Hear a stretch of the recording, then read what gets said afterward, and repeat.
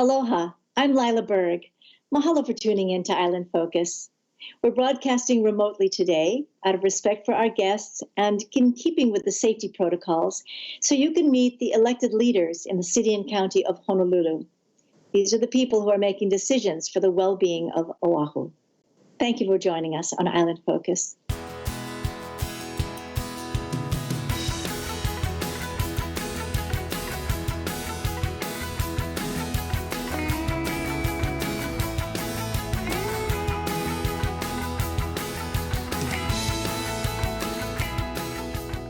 So, Mayor Rick Blangiardi, you've been working on getting your staff positions filled and changed, and you're almost on point with that.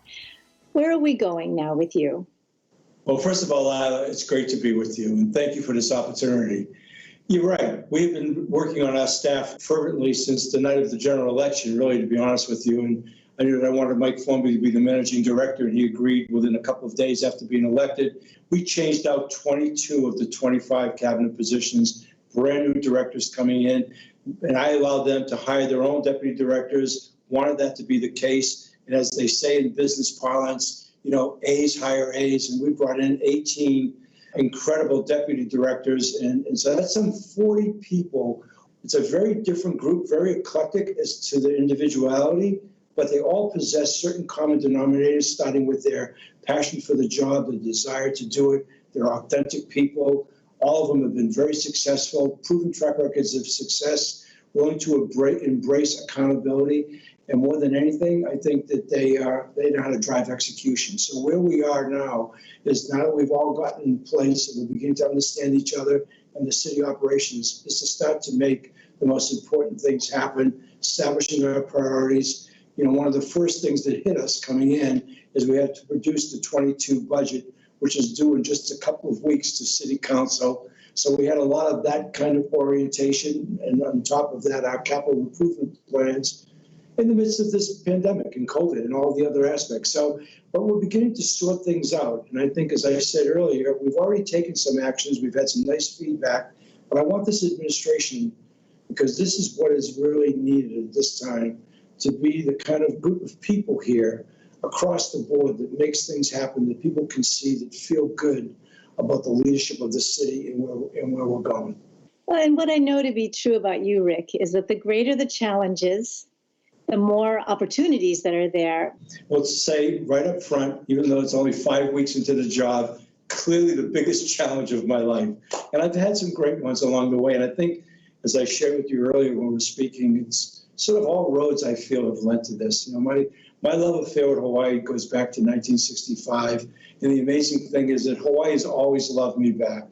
So to be at this stage of my life, to have this incredible honor and privilege to lead, especially at a time like this, is very, very special. It's so meaningful. So our expectations of each other are really high. And I've asked them to hold me to a high standard, as I will hold them.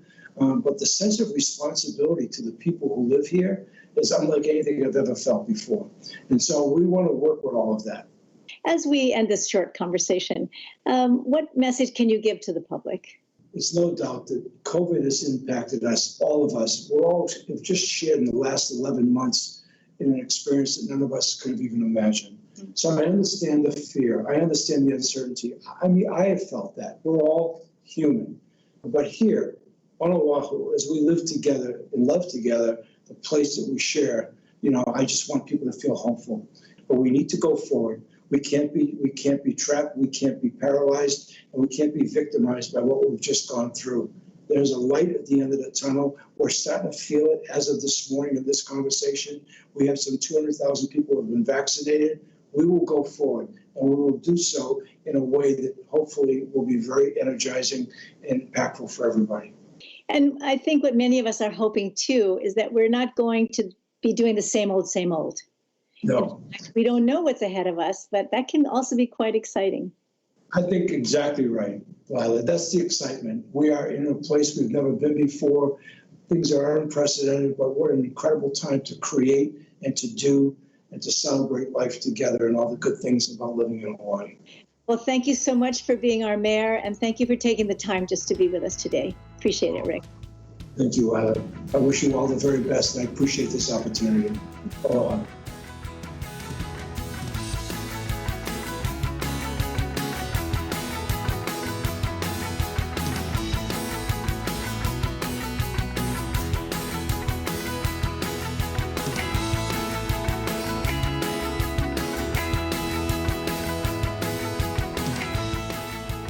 It's really great to see you again, Tommy. Thanks for taking the time to be with us. My pleasure. You know, as council chair, you have quite a wide breadth that you're responsible for, but you also represent a district. Can you give us a little snapshot of what that district looks like and what some of the major priorities are for you? Oh, absolutely. So I represent District 4. I've only been on the job for about 1.5 years myself, but of course I spent half my life in the district, and it runs from Makapu'u Point all the way to the ever end of Ala Moana Beach Park on the Makai side. On the Mauka side, Sierra Drive is the cutoff if you come from Makapu'u again, and half of Kaimaki, half of Kapahulu, all of Waikiki, and down Atkinson and Kapiolani Boulevard all the way to Pi'ikoi. It's a rather huge district, and I've walked the whole thing door to door. I think I was explaining to you, I went through 2 pairs of shoes, holes in them, literally holes in them, just to get to know my constituents, just to get to know what's important to them. I really do believe in democracy. I really do believe that I work for you, my constituents, and unless I talk to you and find out what's important to you, then I wouldn't be doing my job as well as I could have. Well, and all of you at the council are concerned about public safety and parks and traffic and all that. In particular, looking at your district, because it is a coastal region, that must be quite challenging right now for you. Well, beach access, and I'm an ocean person myself, right? I paddle canoe and I surf. So one of the things that is important all around the island is access to the ocean. You know, people are putting up gates all along the island and denying access to the ocean. And that's one of the things that I'm championing. But also, you know, homelessness is such a big problem. And I'm telling my colleagues, if we solve one thing during our 2 years together, we need to tackle homelessness, right? I mean, homelessness, affordable housing, places for people to live. I tell my colleagues, like, if we were to channel every decision that we make on how it affects keiki, kupuna, and families, right? Our keiki represent our future, our kupuna, our past, and our families, right? Need to be strong. And it could be as simple as a park, right? If our kids are laughing and thriving and healthy, our kupuna have a place to exercise, we have tables where families can get together, and of course, it's really difficult when we have the pandemic here, but you know, then of course, when you talk about the parks, that's where the homeless folks are living. We need to do more to help the homeless folks so they don't have to be living in our parks or on our sidewalks.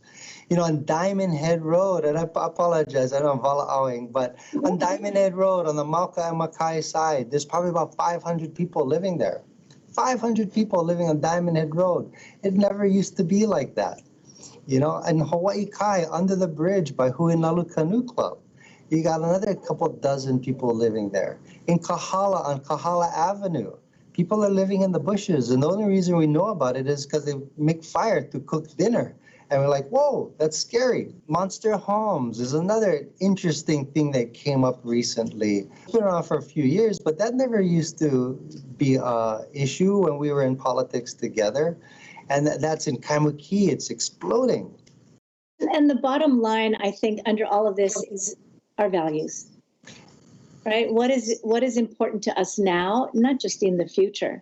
As we wrap up our conversation for today, and I know you have so much on your mind, one message that gives us hope and that we can take a deep breath with you. You know, I always say, if we treat everyone with aloha every day, all our might, right? Working together, respecting people, treating people with dignity, and really care and listen. I'm not here to give speeches. I'm here to listen to you talk to me. Really, you are my boss, and I take that job very, very seriously. And we got to work with our new mayor. We got to work with our new 5 council members, by the way, 5 new council members, majority of women for the first time ever in the history of our county. and it's super exciting. And Native Hawaiians, our leadership team is Native Hawaiian, which is wonderful. Thanks. Appreciate your time. Aloha.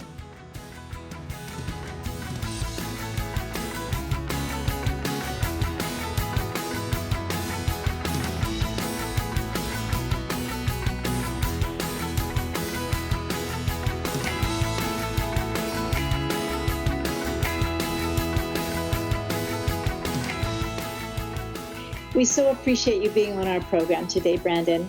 And you have a new role at the council. Yes, thank you, Lyla, for having me. This is my 7th year on the City Council as an elected official, 11 years total, and my new role is actually chair of the Zoning and Planning Committee. So from that perspective, you have an island-wide responsibility, but maybe you could start with letting us know what are your focus in your district and where your district is. Yes, so my district encompasses the communities of Aiea, Pro City, Waipahu, which also includes Waipio Gentry. And the pressing needs of the community is, during this pandemic, people in the community are aging in place. They're older, kapunas, and then there's also young families as well. So one of it is really getting the pandemic under control, which we are doing, with vaccinations and whatnot and proper protocols that we put in place. But truly a big part of that is housing.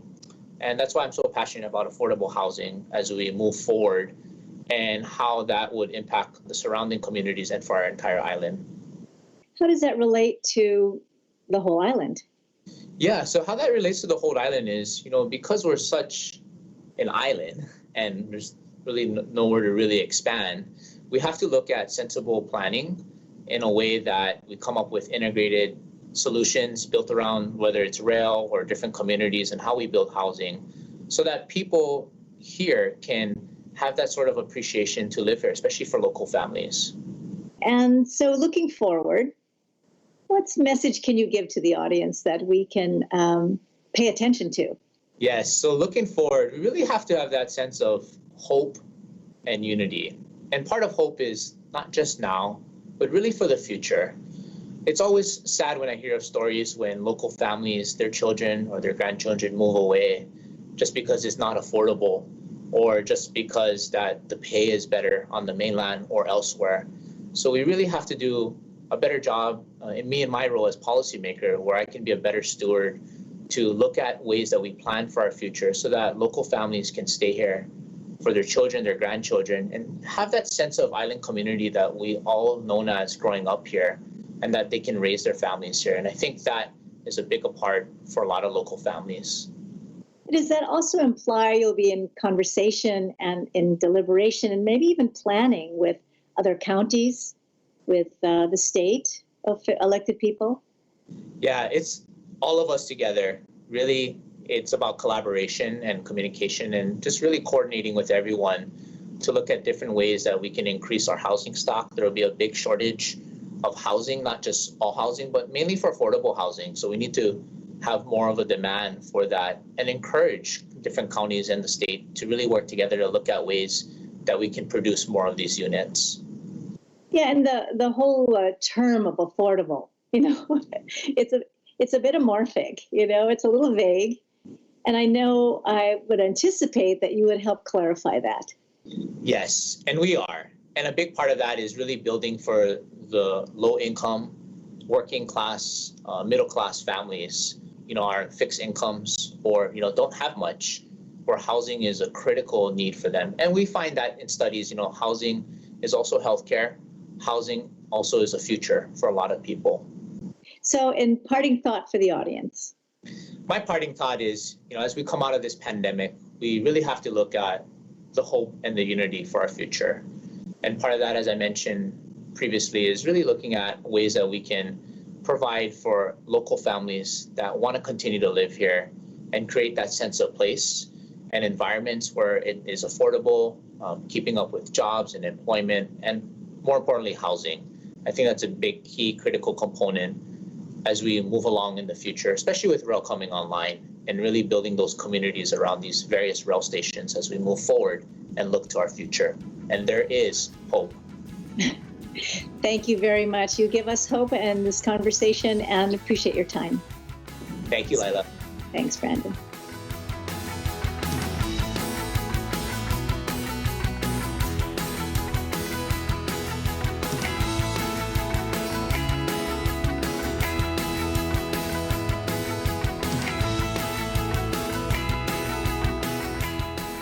You know, Esther, as a new council member, you have a lot on your plate there.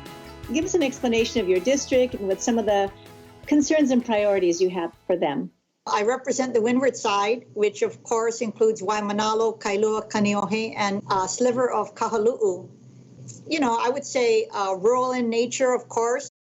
One of the issues, of course, like everyone cares about how do we come back from the pandemic in a safe manner. That's for the school children who need playgrounds, who want to get back to organized sports, right? How do we make it safe for our teachers to go back to school? And of course, we care about economic recovery and the impact on small business. But two issues that seem to resonate among all of the areas is the impact of monster homes and illegal short-term rentals. And the question is, why is it that the Department of Permitting and Planning is unable to clamp down on what many neighbors view as illegal activities? And if they don't have the mechanisms in place to enforce, then what can the City Council do? And in my role as the chair of the Committee on Housing and the Economy, that's something I care deeply about. It's something that affects not just the windward side, but all of Oʻahu. Right, and in that role, what do you see as possible? Sure. Well, let's start with the economy first. Of course, there's short-term economic revitalization and there's long-term economic development. And so those two issues are merged, and I believe that the City and County of Honolulu could have been better prepared to look at long-term economic development as well as diversification. And when you compare what we have versus the other counties, it's quite wanting, especially, for example, in the field of agriculture. We have no grant program.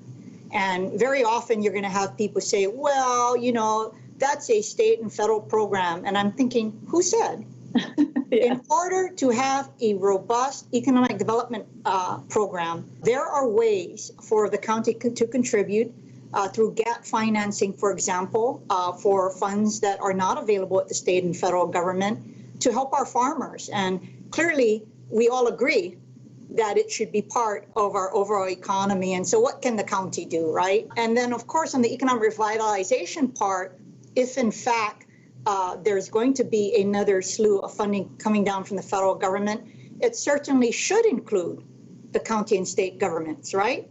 So that we can continue to provide relief to individuals as well as small businesses.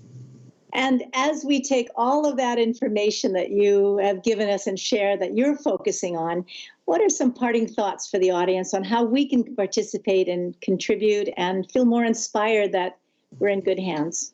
Well, I guess I would just say become more involved, and you could do so directly with the City Council, but we have vibrant neighborhood boards, and I'd like to think that the neighborhood boards play a more critical role. They've always done, but a more critical role now because of our physical distancing and the availability of Zoom and WebEx for the public to participate. So feel free to call us and share with us the concerns of your community. I did want to mention affordable housing and, of course, homelessness are very important issues, not only for the windward side, but all of Oʻahu. And those are other issues that we're going to be looking into. Well, we will certainly look forward to hearing more from you as well as the council, and we wish you all the best. Thank you for joining us. Thank you so much.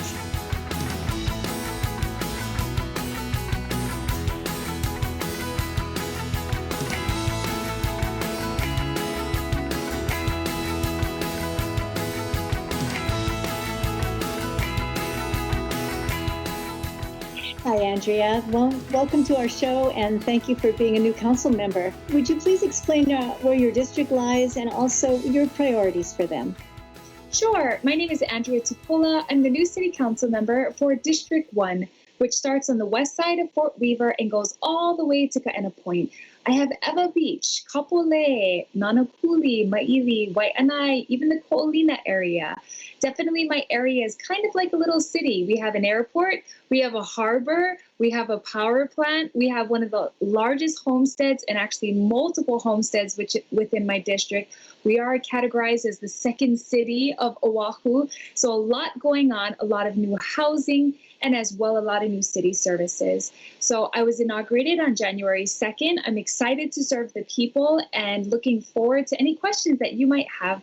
My priorities right now are definitely to address the tier system, introduce a resolution called Safe Sports Hawaii, which addresses the safety of outdoor sports for our youth. I want to continue to work with the mayor on amending and helping the tier system to actually work for us, keep us safe, but at the same time, make sure that our businesses and our families can access the services that they need. Secondly, homelessness, which is a big issue on the west side, all throughout the district. There are things that we can implement together as a community, and public safety. So when we're looking at all the multiple issues and situations and needs, how does your district fit into this and everything you're learning about the district? Well, I think we bring a lot to the table. There's a lot to be learned about different strategies for homelessness. In fact, Mayor Blangiardi came out to see one of the encampments that has recently purchased land, and now they're actually going through the process of building housing. We have a lot of innovative ideas of how to get people from a houseless situation into a housed situation and how to bring the community together. I think that our district can be on the cutting edge of bringing some of these solutions that are not only collaborative, but more economic for the city. You know, some of your other colleagues were talking about how they're working with the state's House and Senate leaders, as well as the neighborhood board. I would imagine with the diversity in your district that you would be doing the same.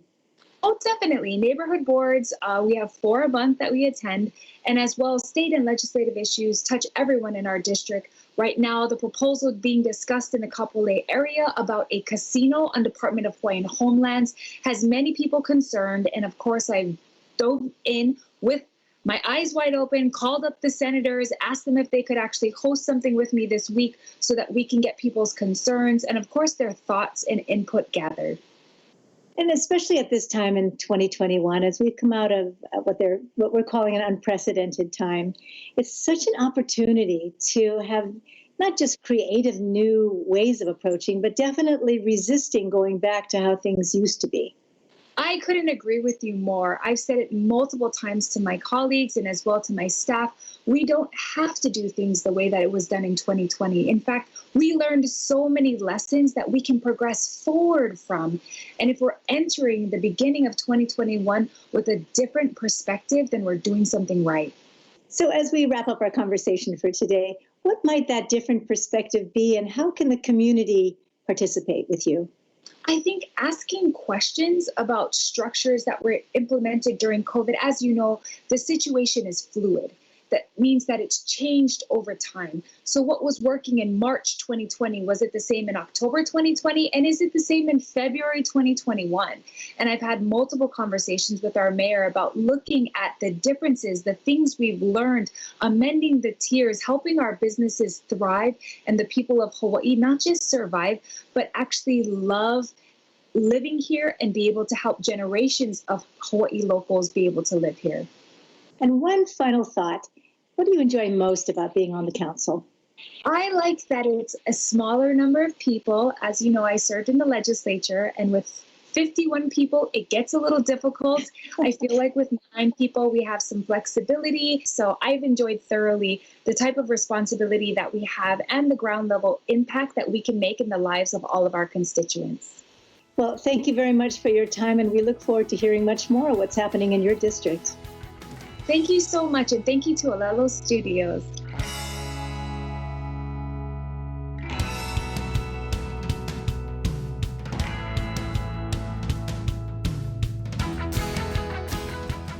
Mahalo for being with us today on Island Focus. I'm Lyla Berg. On behalf of the Island Focus crew, as well as the team at Ōlelo Community Media, aloha and malama pono. Take care of yourselves, and let's be thoughtful of one another. See you soon.